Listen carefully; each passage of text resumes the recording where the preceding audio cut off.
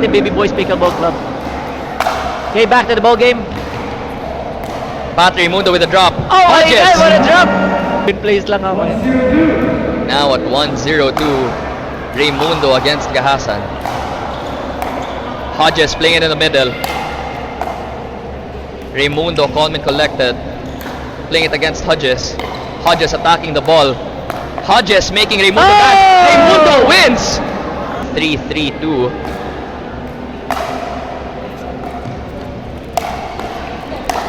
Katindig punishing that pop-up by Hodges.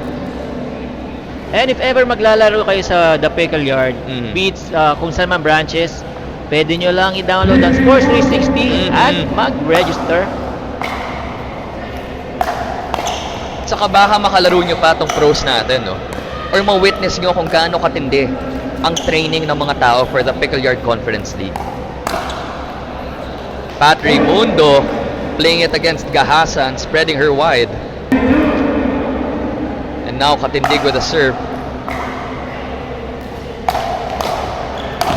Pat Raimundo poaching the ball right in front of Katindig. Our score now is 5-3 in favor of Felix Vanguards.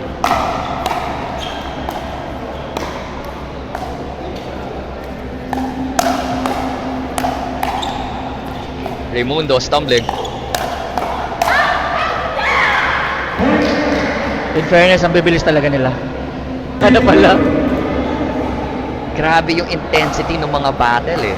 Saka sobrang technical, taas, baba, harap, likod. Ayan. Currently watching din si Mixie D. Hi, Mixie. Hi, Mixie!